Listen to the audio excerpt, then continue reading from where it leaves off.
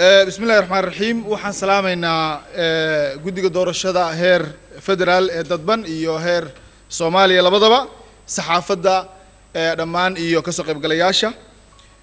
سيد الله سعوتان وحا لسوغي أقلك سرع بارلمانك بنتلان وقلي لها سوماليا وحنا مدحوينه سوق قد بيه 8 أكتوبر وأيمانت تهي ديكريتو وكسو مقعاب أقلك سرع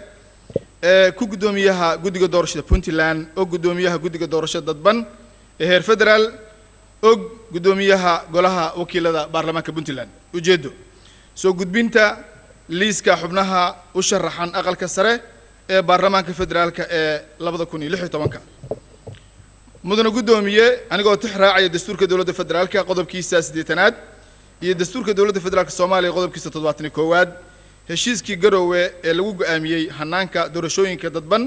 ee Soomaaliya 2016 iyo warmurtiyeedkii madasha hogaamiyaasha qaran lixdii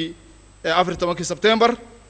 waxaa halkan idinku soo gudbinaynaa liiska musharaxiinta aqalka sare ee baarlamaanka federaalka Soomaaliya u matalaya Puntland ee hoos ku qoran kow Umar Abdirashiid Cali Sharmaarke waxaa xubinta la qoran Aamina Aadan Cabdullaahi xubinta labaad Yaasiin Cabdiseed waxaa la qoran Saynab Xaashi Biixi xubnahaas laba ayaa loogu tartamaya saddex Cabdiraxmaan Sheekh Maxamuud Faroole madaxweynaha hore Puntland waxaa la tartamaya Cabdimahad Abshir Cabdi Cismaan afar Siciido Xasan Cismaan xubinta waxaa kale oo ku tartamaya Axmed Maxamed Cabdilla Tigaano iyo Siciid Maxamuud Aadan iyo Maxamed Maxamuud Cali Bile shan Hodan Maxamuud Cismaan waxaa xubintaas ku tartamaya Hodan Maxamuud Cismaan Axmed Maxamed Maxamuud Caydiid Salebaan Xaashi Axmed Maxamed Faarax xubinta lixaad waxaa ku tartamaya Cabdirasaaq Cismaan Xaashi Jurille iyo Hodan Ismaaciil Cilmi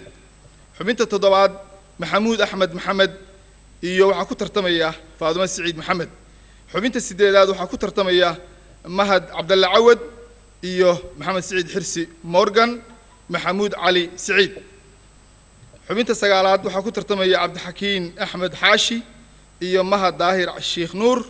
iyo Cabdikhadar Faarax Shaaciye xubinta tobanaad waxaa ku tartamaya Cali Ismaaciil Cabdi Giir iyo Shukri Cabdilaahi Maxamuud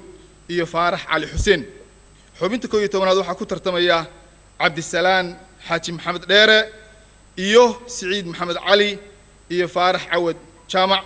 waa mahadsantiin xubnahan waxay ka kooban yihiin 12 xubnood oo aqalka sare ah waxaa ku tartamaya xubnahaas aan idin soo gudbinay oo madaxweynaha dawladda Puntland uu saxiixay dekreetaasna waxay dhaqan galaysaa maanta waxaan hawsha aan ku wareejinaynaa guddiga doorashada dadban ee heer federaal oo aan hadda ku soo dhaweynayo gudoomiyahooda